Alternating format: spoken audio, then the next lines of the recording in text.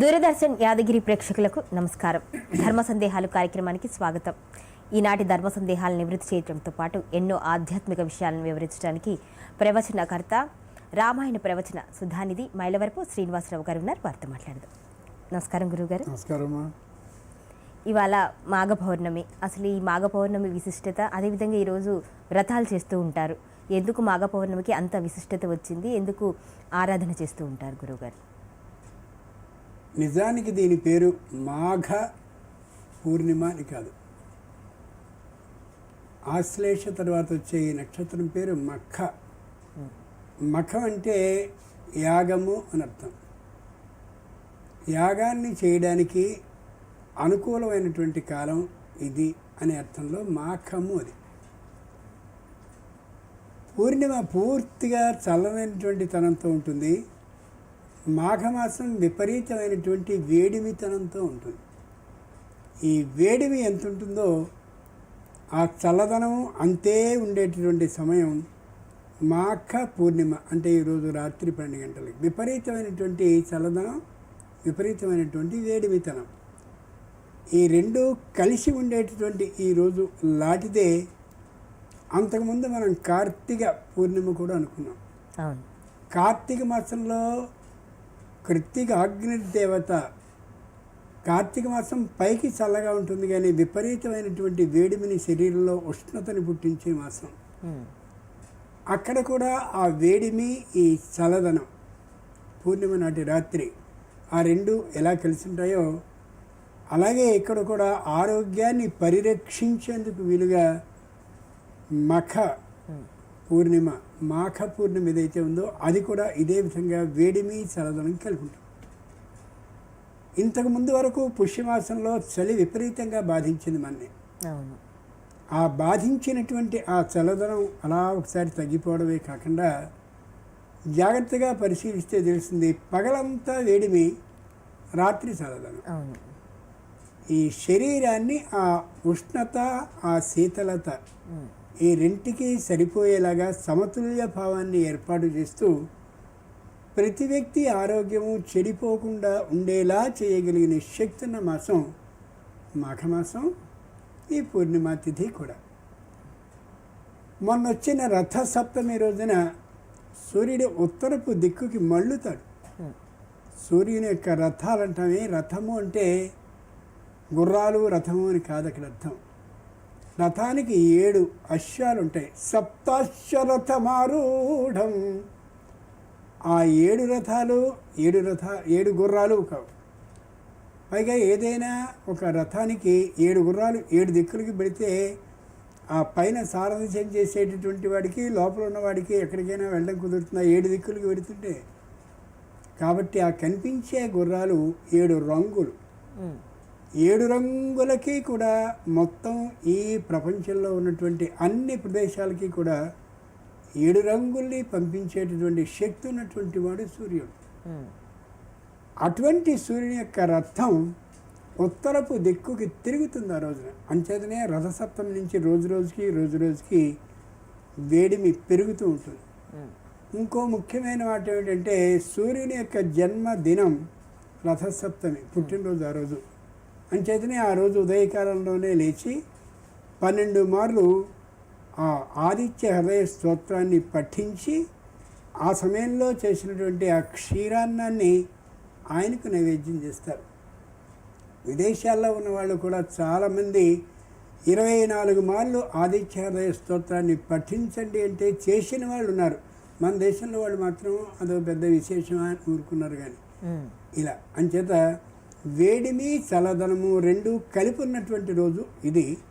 అంచేతనే మాఘమాసంలో ఆ వేడిమి యొక్క బాధని తప్పించుకోవడానికి చల్లని స్నానాలు 5 సార్లు రోజుకి చేయాలి అన్నారు. ఇక వృత్తి ఉద్యోగ వ్యాపారాల్లో ఉండే వాళ్ళకి అది అసాధ్యం కావచ్చునేమో, కానీ విషయం మాత్రం అది. గురుగారు కాల్ తీసుకుందాము. నమస్కారం అండి. మీ పేరు ఎక్కడి నుంచి కాల్ చేస్తున్నారండి? మీ సందేహం గురువు గారిని అడగండి. నమస్కారం అండి. నమస్కారం. సౌభాగ్యవతి పరమేశ్వరార్పణం. గురుగారు ఒక సందేహం. ఈ మాఘమాసంలో రథసప్తమి ఆదివారం వస్తుందండి, మాఘ పౌర్ణమి ఆదివారం వస్తుందండి. వీటి ప్రత్యేకత గురించి కొంచెం చెప్పవలసిందిగా కోరుతున్నాను గురువుగారు. రథ సప్తమి ఆదివారం నాడు రావడం చాలా చాలా గొప్ప విషయం అండి. ఆదివారం అంటే ఆదిత్యవారం, సూర్యుని యొక్క సంపూర్ణ శక్తి ఉండేటటువంటి రోజు ఆ రోజు.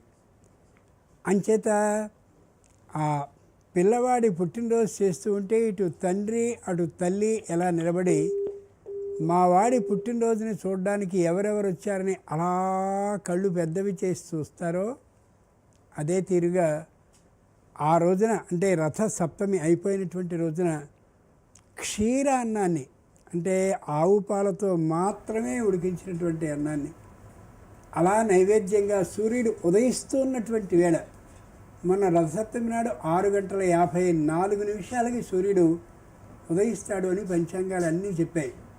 అయితే కొన్ని ప్రాంతాల్లో మబ్బు పట్టి ఉన్నటువంటి కారణంగా అది సాధ్యపడలేదు చూడడం, కానీ 6:54 మాత్రం ఉదయించాడు. ఆ సమయంలో ఆ సూర్యభగవానికి 12 మార్లు అప్పటికే ఆదిత్య హృదయ స్తోత్రాన్ని పఠించి అలా కానీ నైవేద్యాన్ని పెడితే పక్కనుండే అదితి కశ్యపులు చూస్తుంటే అదితి దేవతల తల్లి కాబట్టి ఆ దేవతల తల్లి వచ్చిందన్నప్పుడు మా అమ్మ వచ్చిందని అందరు దేవతలు వస్తే, అంతేకాక సూర్యుని యొక్క లోకంలోనే పితృదేవతలందరూ ఉంటారు కాబట్టి గతించిన మన తండ్రి తల్లి గురువులు పెద్దలు శ్రేయోభిలాషులు అందరూ కూడా వస్తే వాళ్ళందరికీ మనం ఇలా నైవేద్యాన్ని సమర్పిస్తున్నామనే విషయాన్ని గ్రహించుకోగలిగిన అవకాశం ఇచ్చిన రోజు ఆ రోజు ఆదివారం ఆదిత్యవారం. ఈవేళ పూర్ణిమ గురించి ఇప్పుడే మనం అనుకున్నాం, ఇంకా చెప్పింది మళ్ళీ చెప్పడం అవుతుందనే అభిప్రాయంతో చెప్పకుండా ఒక్క మాట మాత్రం చెప్తాను. ఈరోజు పూర్ణిమ కాబట్టి 5 మార్లు స్నానాన్ని కానీ చేయగలిగినట్లయితే అప్పుడు శరీరంలో ఉండే ఉష్ణత స్వయంగా కోల్పోతాం, ఉండదు. ఉష్ణతని అనవసరమైన ఉష్ణతను తొలగించుకుంటాం. 2, నువ్వులతో కూడినటువంటి ఆహారాన్ని అంటే నువ్వుల పొడిని నువ్వుల పచ్చడిని అట్లా ఏదో ఒకదాన్ని నువ్వుల్ని ఎక్కువగా వాడగలిగినట్లయితే ఈ రోజున కూడా శరీరంలో ఉన్నటువంటి అనవసరమైన ఉష్ణ భాగం ఏదైతే ఉందో తొలగిపోతుంది. ముఖ్యంగా శరీరం మీద గడ్డలు పొక్కులు మచ్చలు ఉన్నటువంటి వాళ్ళకి ఇది చాలా మంచిది. అయితే తిలస్నాయి తిలోదకి తిలభోజి తిలహోమి ఇవన్నీ చాలా ఉన్నాయి. అయిపోయింది కాబట్టి మనం ఇప్పుడు ఏం చేయలేము. అదంతా నిన్న రాత్రే నువ్వుల్ని మనం స్నానం చేసేటువంటి పాత్రలో వేసుకుని రాత్రంతా నాననిచ్చాక ఆ నీళ్ళతో స్నానం చేయాలనే విధానం ఉంది. అయిపోయింది కాబట్టి మనం చేయలేము. ఈ పూర్ణిమ నాడు ఇలా చేయడం విశేషించి అతి విశేషంగా సూర్యునికి సంబంధించిన ఆ ఆదిత్య హృదయ స్తోత్రాన్ని కానీ పఠించుకున్నట్టయితే ఎప్పుడు ఆదిత్య హృదయ స్తోత్రం చేసినా ఏత త్రిగుణితం చెప్తా కాబట్టి ముమ్మారు తక్కువ కాకుండా చదవాలి. 12 అవకాశం ఉంటే చేయొచ్చు, లేదా 3 మార్లు తప్పక చదవాలి, లేకపోతే అసలు ఏమాత్రం చదివినట్లు కాదు, ఫలితం ఉండదు. అలాంటి చేయడం చాలా మంచిది. ఈ రోజున మరో కాల్ తీసుకుందాం గురుగారు. నమస్కారం అండి. హలో, నమస్కారం అండి. మీ పేరు ఎక్కడి నుంచి కాల్ చేస్తున్నారు? నమస్కారం అండి గురుగారు. నమస్కారం అండి అయ్యా. నమస్కారం. మా పేరు మంచి చెప్తారావు అండి, పశ్చిమ గోదావరి జిల్లా బేరగల్ నుంచి మాట్లాడుతున్నానండి అయ్యా. చెప్పండి. అయ్యా, దశరథ మహారాజు వారు హంస తిరుమలకి తపస్సు చేశారా అంటారండి. మరి అది ఏ పురాణంలో ఉంటుందో ఏమిటో నిజంగా అది పనంటే మన తిరుమల క్షేత్రం ఎన్ని వేల సంవత్సరాల కింద నుంచి వెలసి ఉన్నదో కొంచెం మాలాంటి అల్పులకి తెలియదండి. కొంచెం అది తెలియజేస్తారని తమను ప్రార్థిస్తున్నానండి అయ్యా. దశరథ మహారాజు తిరుమల క్షేత్రంలో తపస్సు చేశాడనడానికి ఆధారాలు లేవు. మామూలుగా లోకంలో ఏంటంటే రకరకాలు చెప్పేస్తారు. నిన్నెవడో అజ్ఞాని వాట్సాప్లో పంపిస్తున్నాడు, రాముడు గాలిపటాన్ని ఎగరేసాట సంక్రాంతి నాడు ఏ ఊళ్ళో ఎగరేసాడు అని. ఇట్లాంటివన్నీ కల్పించేసి చెప్పేస్తే వాట్సాప్ని అలాగే యూట్యూబ్ని మాత్రమే చూసేటటువంటి కొంతమంది జనం ఉంటారు.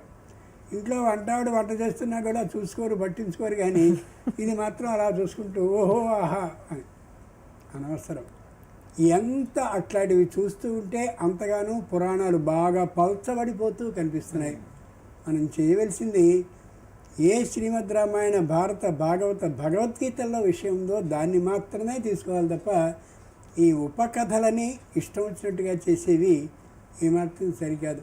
ఓ సినిమా డైరెక్టర్ గారు నాతో అన్నాడు, ఏమంటే విభీషణుడికి ఒక కళ వచ్చి ఫలానా రోజున యుద్ధం అవుతుంది అని చెప్పి వస్తే అది జనానికి బాగా కనెక్ట్ అవుతుందండి, అలా చేయమంటారా అని.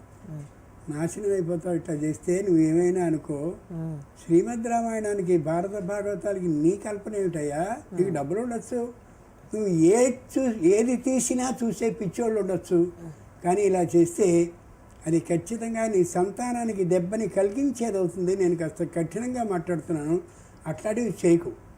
తెలిస్తే తెలిసినట్టు చూడు, లేదా పండితులను ఎవరైనా నీకు నచ్చినటువంటి పండితుల్ని అడుగు, అంతే తప్ప ఆధారం లేని నిరాధారంగా ఉన్నది మాత్రం చేయకని. రామానంద సాగర్ తీసినటువంటి దాంట్లో కూడా అన్నీ కల్పనలే, చాలా ఎక్కువ కల్పనలు. నిజమైనటువంటి శ్రీమద్ రామాయణం, నిజమైన భారతం అనేది లోకానికి రావటం ఈవేళ.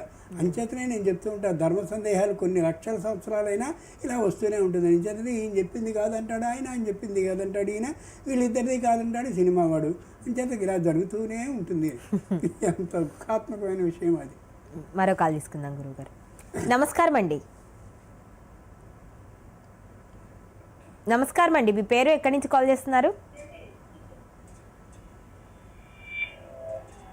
హలో, మీ టీవీ వాల్యూమ్ తగ్గించి మాట్లాడండి. మీ పేరు ఎక్కడి నుంచి కాల్ చేస్తున్నారు? మేడం నమస్తే మేడం, నా పేరు ప్రవీణ్, నేను రాజాం నుంచి వాడుతున్నాను. మీ సందేహం గురువు గారిని అడగండి. సార్ నమస్తే సార్. నమస్కారం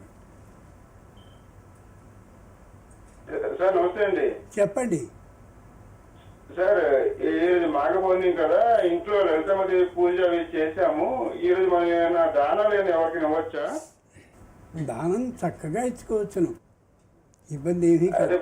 అదే పూజ రోజు దానాలు చేయకూడదు ఏదో అన్నారు. అయ్య బాబాయ్, పూజ రోజున, వ్రతం రోజున, నోము రోజున దానాన్ని కానీ చేస్తే మనకి తృప్తి ఉంటుంది. మనం ఏ దేవతల్ని ఇంట్లో పూజ వంకతో ఆహ్వానించామో ఆ దేవతల సాక్షిగా మనం ఆ దానాన్ని ఇచ్చినట్టయితే వీడెవడో ఈమెవరో చక్కగా ఇంట్లో మంచి దానాలని ధర్మాలని నా పేర చేస్తుంది అనే ఆలోచన కలిగి ఆ దేవతల ఆశీర్వచనం కూడా లభ్యమవుతుంది. దేవతల్ని ఆహ్వానిస్తాం కదా ఇంట్లో, అంచేత తప్పక దానం, శక్తికి మించకుండా దానం చేయండి.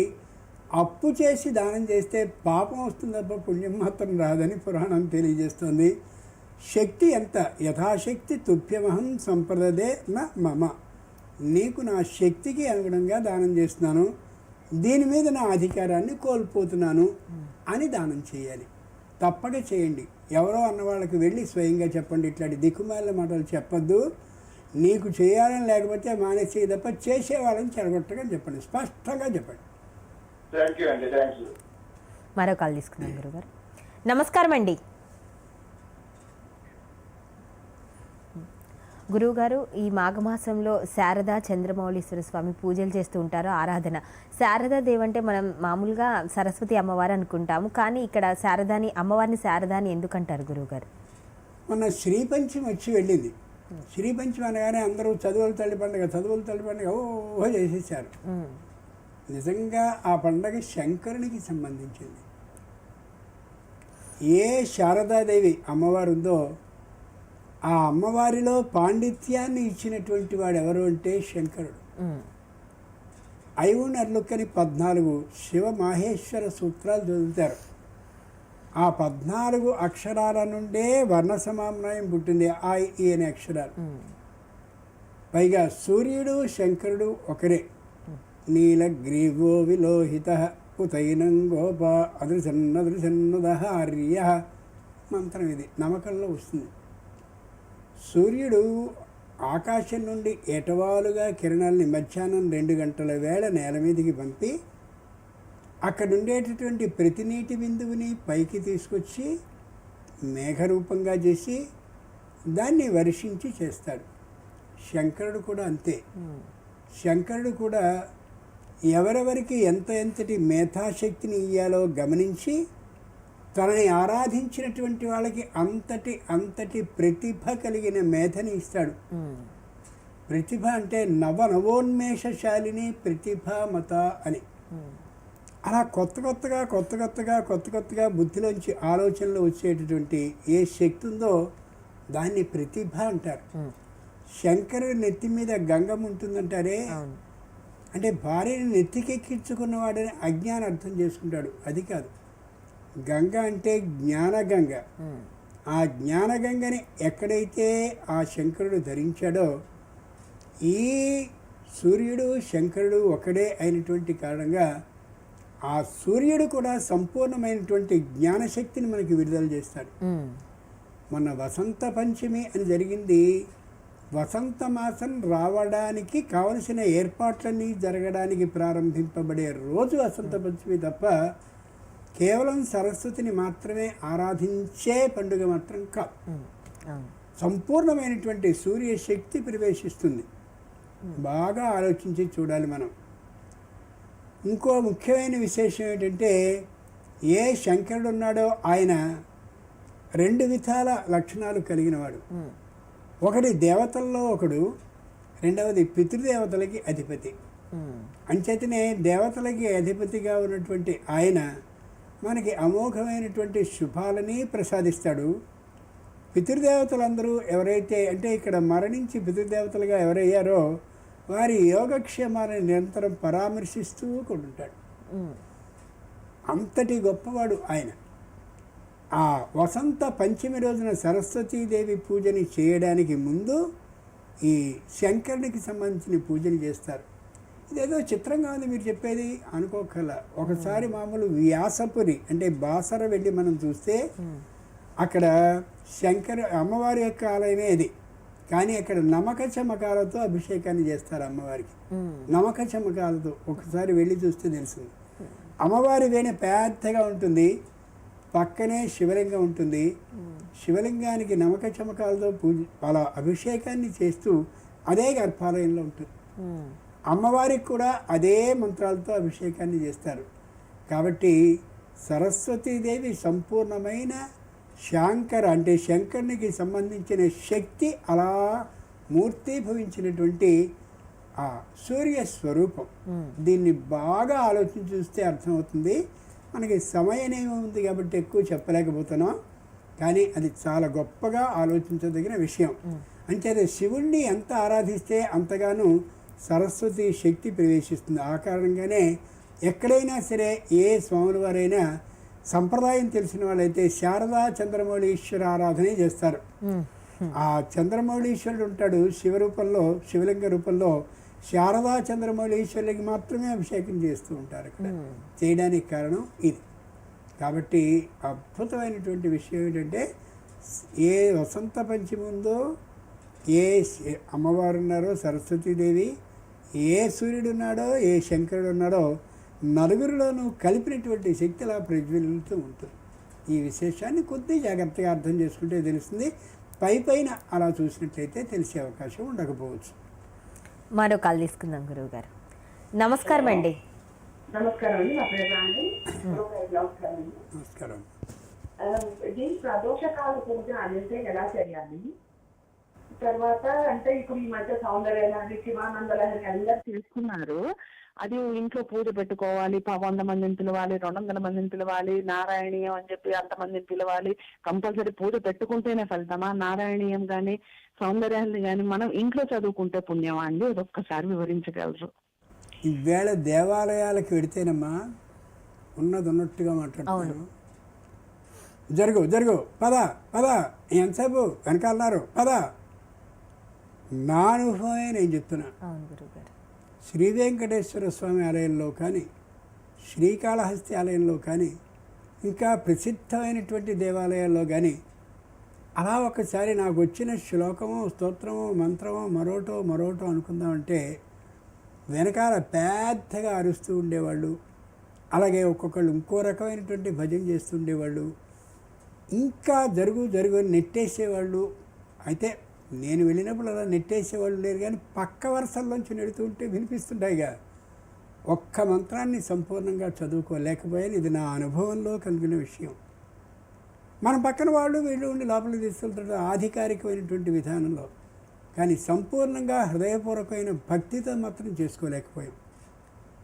2, అదే ఇంట్లో కానీ చేసుకున్నట్టయితే ఇంట్లో పిల్లలందరినీ ఒరే నేను ఒక గంట సేపు ఇది జపం చేసుకుంటాను రా పలకరించద్దు అని అన్నట్లయితే ఈ దిక్కుమాలిన కర్ణపిశాచి ఏదైతే ఉందో దాన్ని కూడా కట్టేసినట్టయితే హాయిగా మనం ఎంతసేపు కావాల్సి వస్తే అంతసేపు మనం చేసుకోవచ్చు. నన్ను అడిగితే దేవాలయం కంటే కూడా ఇంట్లో చేసుకోవడమే చాలా చాలా గొప్పది. దేవాలయానికి వెళ్ళొద్దే నేను అన్నాను. దేవాలయానికి వెళ్ళాలి.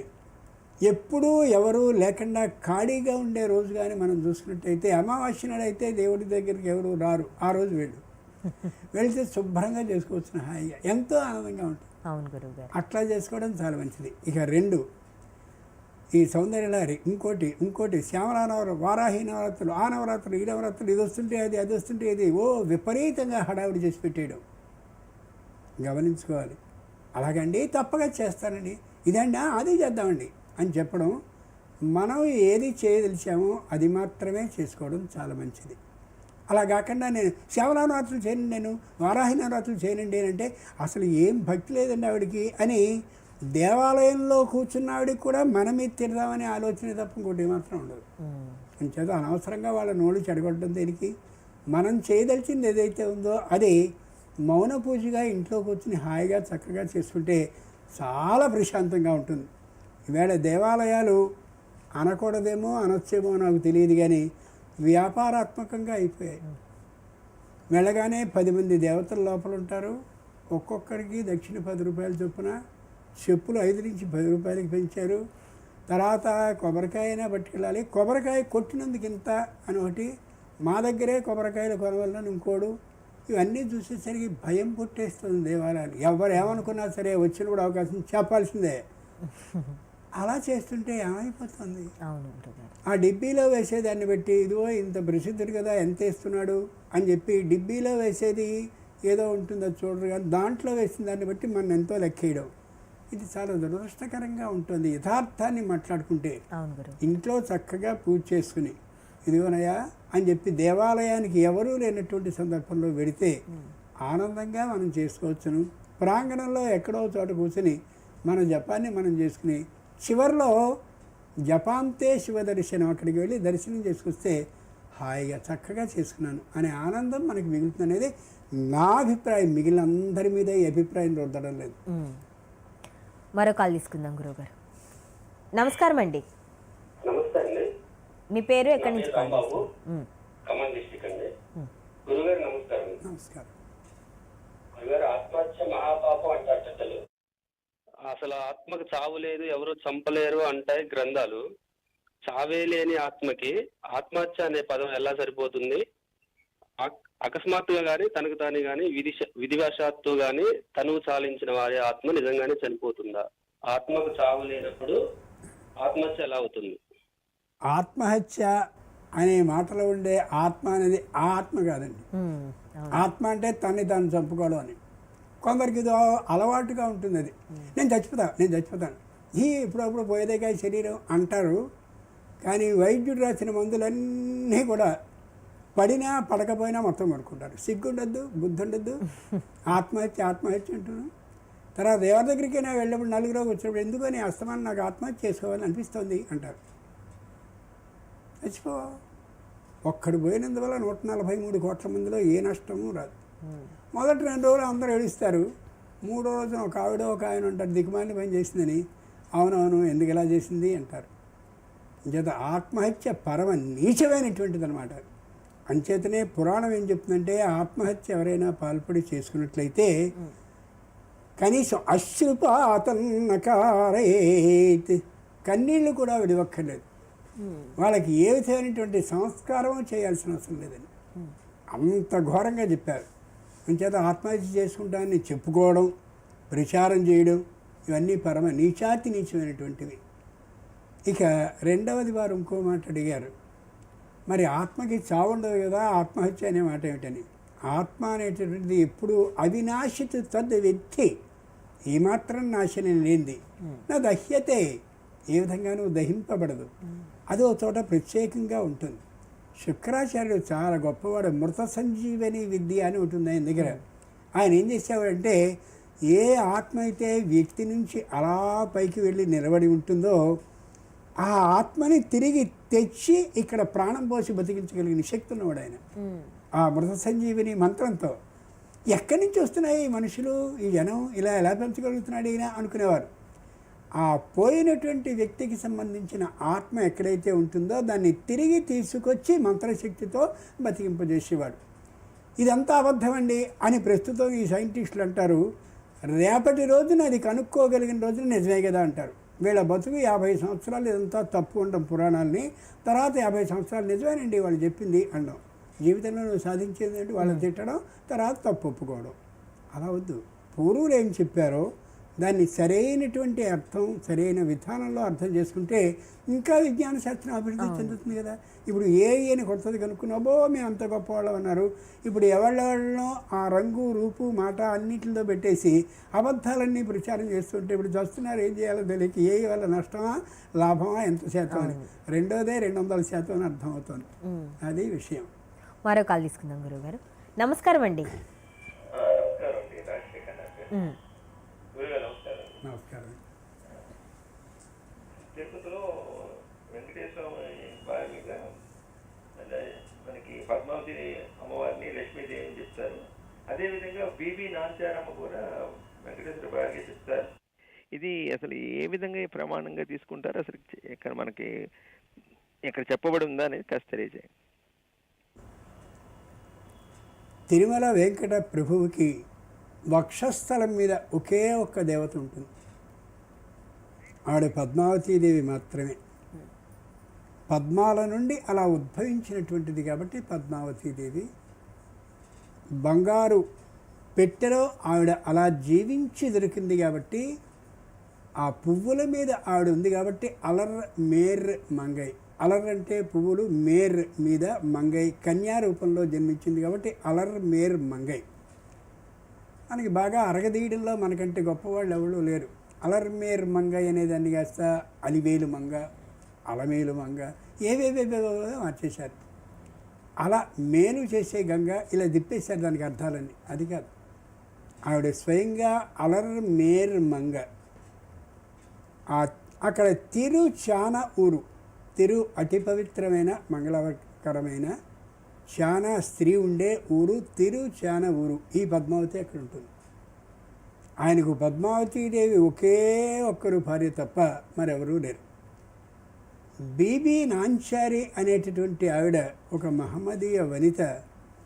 నిరంతరం ఆ పైన తిరుమల వెంకట ప్రభు దగ్గర నైవేద్యం అయిన తర్వాత గంట అలా కొట్టబడుతూ ఉంటే ఆ గంటని విని కింద ఉండేటటువంటి ఆమె అప్పుడు భోజనాన్ని స్వీకరించేది. ఆ పేరిట ప్రత్యేకంగా ఒక ఆలయాన్ని, వెంకటేశ్వర స్వామికి సంబంధించిన ఆలయాన్ని నిర్మించుకుని తానే పైన అక్కడ ఘంటానాదం అయిన తర్వాత ఈ దైవ దర్శనం చేసి భోజనాన్ని చేస్తుండేది. అంచేత ఆ పాట రాసిన అజ్ఞాని అలమేలు మంగకు అలుకురానేకు బీబీ నాంచారమ్మ బిగిగా ఉంటున్నాడు. ఏదో అజ్ఞాని రాస్తే పాట పాడుకునే వాళ్ళందరూ ఓహో ఇది నిజమా అని అనుకుంటున్నారు. ఒక అక్షరం అనవసరమైంది రాస్తే, ఒక వాక్యం అర్థం లేనిది రాస్తే అది ఎన్ని కోట్ల వ్యక్తుల బుర్రల్లోకి చేరిపోతుందో, ఎన్ని వేల సంవత్సరాల పాటు ఇది వ్యాప్తం అయిపోతుందో అర్థం చేసుకున్నవాడైతే ఇలాంటివి రాయడు. తెలియదు, రాసేశారు, అయిపోయింది. కొన్ని వేల సంవత్సరాల పాటు సాగుతుంది, కొన్ని కోట్ల మంది బుర్రల్ని పాడు చేస్తుంది. అందరూ కూడా చూస్తుంటారు వెంకటేశ్వర స్వామి ఆలయంలో ఒక్కరే ఉన్నారు ఏమిటని. ఈ బొమ్మ వేసినటువంటి వాడు, అంటే వెంకటేశ్వర స్వామి బొమ్మ వేసిన వాడు, ఇటుపక్క అమ్మవారు ఉంటే ఇటుపక్క అమ్మవారి విగ్రహంలా ఒక స్త్రీ రూపం ఉండకపోతే సరిపోదు అని చెప్పినతో ఇక్కడ ఇంకోటి వేశాడు తప్ప వెంకటేశ్వర స్వామి నిజ దర్శనానికి కానీ మనం వెళ్ళి చూసినట్లయితే ఇక్కడ ఇంకో అమ్మవారు ఉండరు. కానీ అందంగా ఉంటుంది అని చెప్పారు. అది కూడా ఒక చిత్రకారుడు ఒక చిన్న పొరపాటు చేస్తే అది ఎన్ని లక్షల సంవత్సరాల పాటు లోకంలో గుర్తులన్నింటినీ పాడు చేస్తుందనే దానికి అది కూడా ఒక నిదర్శనమే. అలా ఎప్పుడు వేయకూడదు. ఈవేళ ఎంత అసహ్యకరంగా వేస్తున్నారంటే కొందరు చిత్రకారులు వినాయకుడు కుమారస్వామి భుజం అలా మాదిగా ఒకరి భుజం మీద ఒకరు చేతులు వేసి వెళ్తున్నట్టు ఈయనేమో ఎక్సర్సైజ్ పుచ్చుకున్నట్టు ఆయన పెన్ను పుచ్చుకున్నట్టు. సిగ్గుందా వేసిన వాడికి? అటువంటి చిత్రాలను మనం ఆదరించచ్చా? వాళ్ళు మనుషుల, వాళ్ళు దేవతలు. మనకి అమోఘమైనటువంటి సంతానాన్ని ప్రసాదించేవాడు కుమారస్వామి అయితే, విద్యని బుద్ధిని నేర్పేటటువంటి వాడు వినాయకుడైతే, వాళ్ళిద్దరూ మన పిల్లల్లాగా భుజం మీద వేసుకుని ఆ ఎదురుగా ఒక కాన్వెంట్ బొమ్మ, వీడేమో పెన్సిల్ పుచ్చుకుని, వాడేమో పుస్తకం పుచ్చుకుని, ఎక్సర్సైజ్ పుచ్చుకుని. ఏమిటిది? ఆడి ఎంత వెకిలితనం ఆ చిత్రకారులో ఉందో, ఆ ఉన్న వెకిలితనాన్ని చిత్రకారుడు ఇక్కడ చూపిస్తూ ఉంటే మనం దాన్ని ఆదరించి లైక్లు కొట్టడం. సిగ్గుండాలి మనకు కూడా. అటువంటి చిత్రాలు ఉండనేకూడదు. శ్రీకృష్ణుడి బొమ్మని ఎంత అసహ్యకరంగా మనిషి రూపంగానే వేస్తున్నారు శుభ్రంగా. వాళ్ళు దేవతలు. అంచేతనే పాతకాలపు చిత్రాలని ఆదరించండి. పాతకాలపు చిత్రాలను ఇళ్ళలో పెట్టుకుని పూజ చేసుకోండి తప్ప ఈ కొత్త కాలపు చాలామంది చిత్రకారులు వేసే ఆ చిత్రాలని ఆదరించద్దని నా వ్యక్తిగతమైన అభిప్రాయం, ప్రార్థన కూడా. గురుగారు మరొక కాల్ తీసుకుందాం. నమస్కారం అండి. నమస్కారం అండి. మీ పేరు ఎక్కడి నుంచి కాల్ చేస్తున్నారండి? సత్య నరసింహారెడ్డి, చెన్నారావుపేట, వరంగల్ జిల్లా నుండి మాట్లాడుతున్నాము అండి. మీ సందేహం గురువు గారిని అడగండి.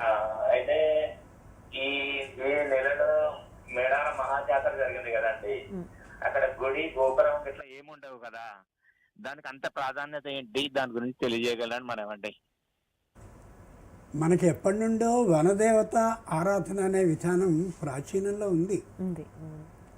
ఇప్పటికే గ్రామాల్లో కానీ చూసినట్టయితే అలా ఓ పాకలా గుడిసెలా ఒకటి కట్టి దానిలో అమ్మవారిని పెట్టి మొదటిసారి వచ్చినటువంటి పంటని ఆమెకు నైవేద్యంగా సమర్పించి ఆమె సమక్షంలోనే ఊళ్ళో వాళ్ళందరూ కూడా సమైక్య భోజనాన్ని చేసేవారు. సమైక్యం అంటే మనందరం కలిసి ఉందాం, ఈ ఊరిని రక్షించుకుందాం అనే ఉద్దేశంతో.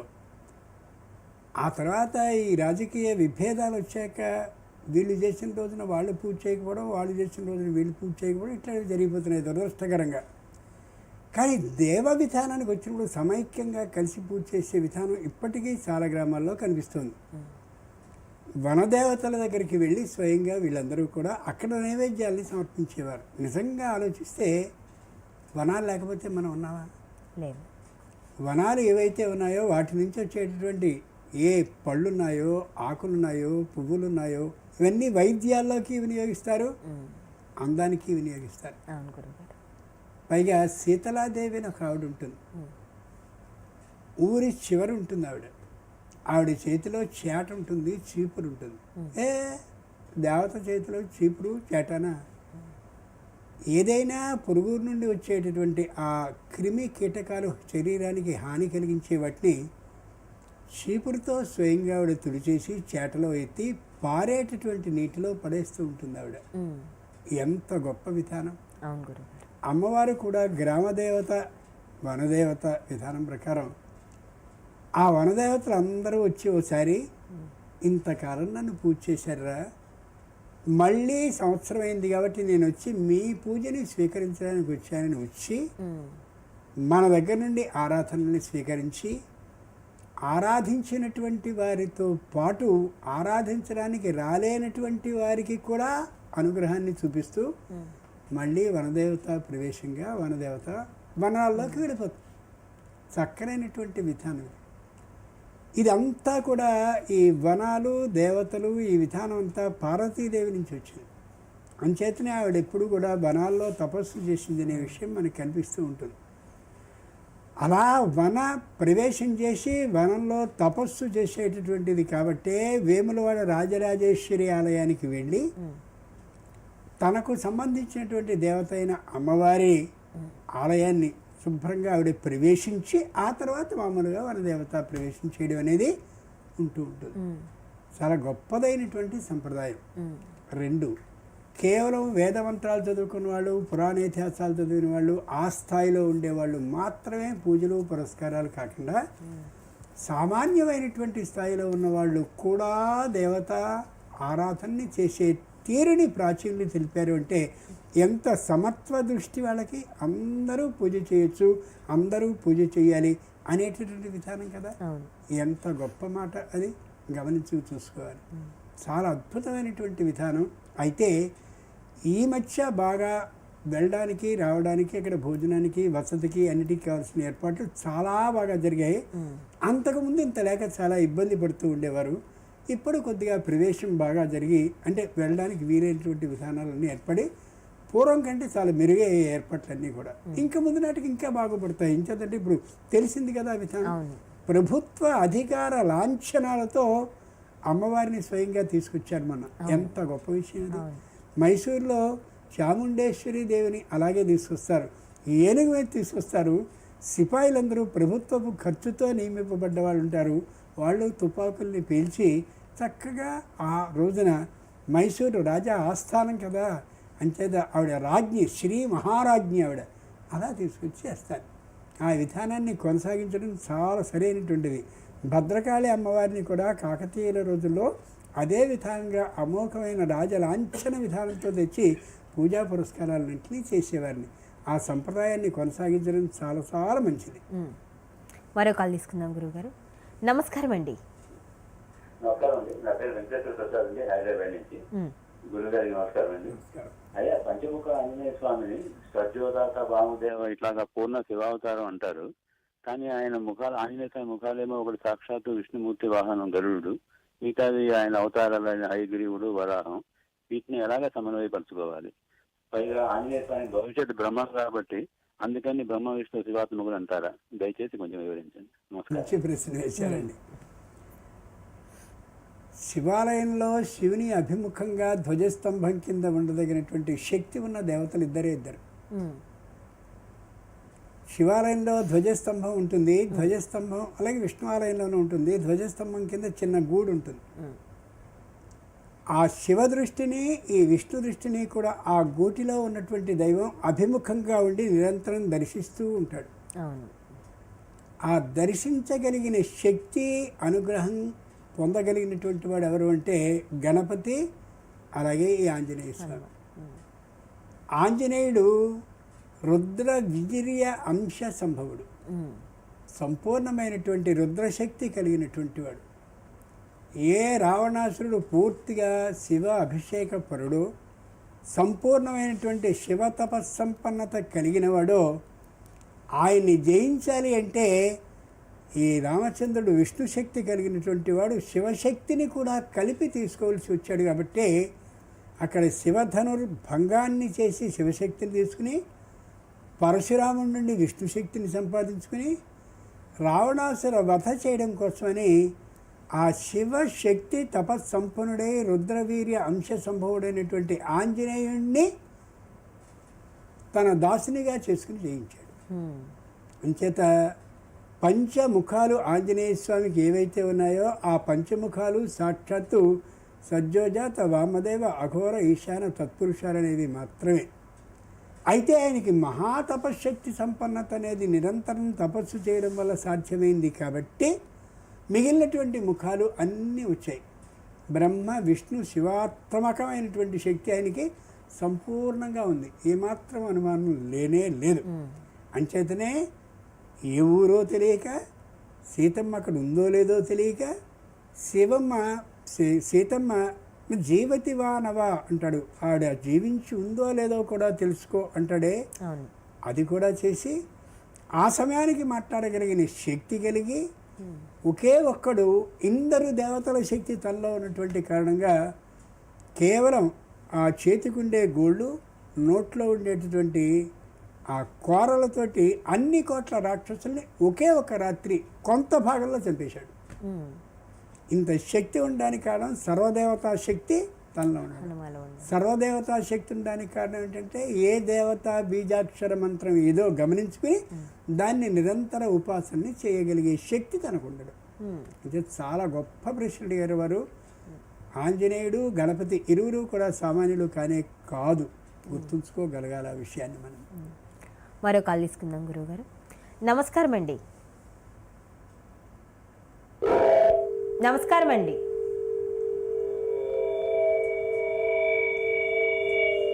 మీ టీవీ వాల్యూమ్ తగ్గించి మాట్లాడండి.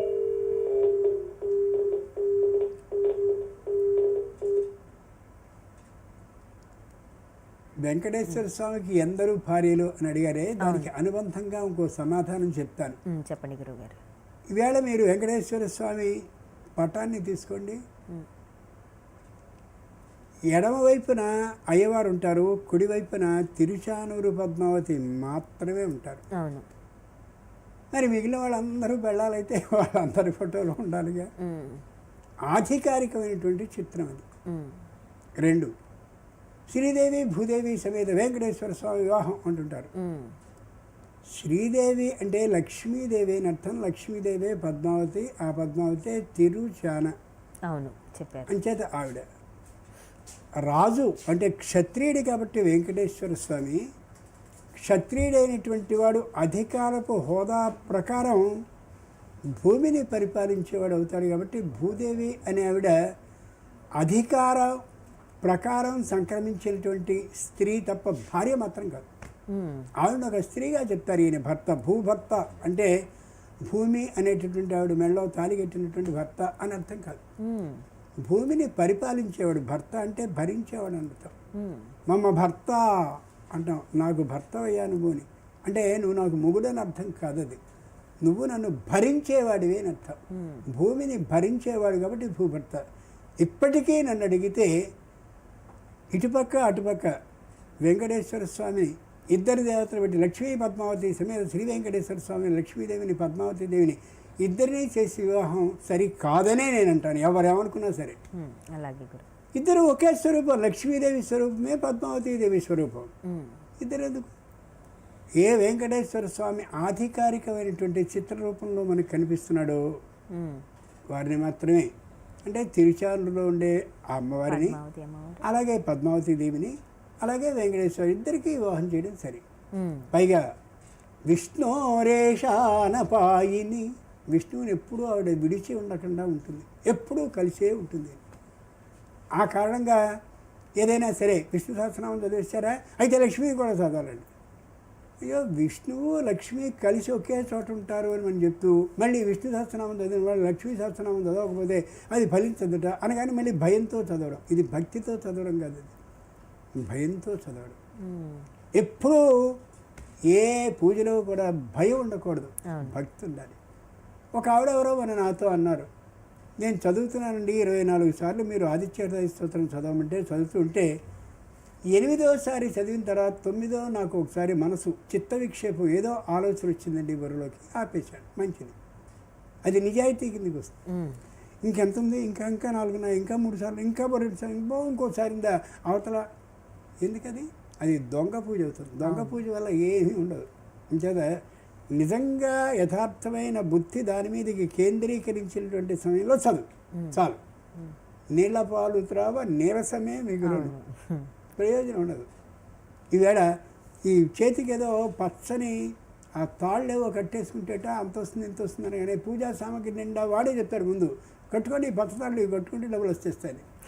వాళ్ళకి డబ్బులు రావడం మాట్లాడేది, వీడికి మాత్రం బాగా డబ్బు అవుతుంది, బాగా గుర్తుంచుకోండి. అలాగే మెడలో ఈ దండ వేసుకోండి, ఆ దండ వేసుకుంటే మీకు చాలా బాగా ఉంటుంది. ఈ నల్లదేదో చేతికి కట్టుకోండి, కుడికాయలకి అది కట్టుకోండి, ఎడంకాలకి ఇది కట్టుకోండి. కుడికాయలు కట్టుకొస్తుంది నల్లదేదో తాడు కావిడ కాదండి, కుడికాయలు కాదు, ఆడవాళ్ళు అయితే ఎడంకాలు కట్టుకోవాలి, మళ్ళీ ఎడంకాలకు ఇంకో 10 రూపాయలు పెట్టి కొనుక్కోవడం. ఏమిటి వెర్రి? ఈ వేలం వెర్రి మానేసి నిజమైనటువంటి పూజను చేసుకుంటే చాలు. ఓకే గురువుగారు, ఈరోజు ఎన్నో విషయాల గురించి వివరించారు, ధన్యవాదాలు. ఇది వాళ్ళ ధర్మ సందేహాలు కార్యక్రమం. తిరిగి మరొక వారం వచ్చే వారం ధర్మ సందేహాలు కార్యక్రమంలో మళ్ళీ కలుద్దాం. అంతవరకు సెలవు, నమస్కారం.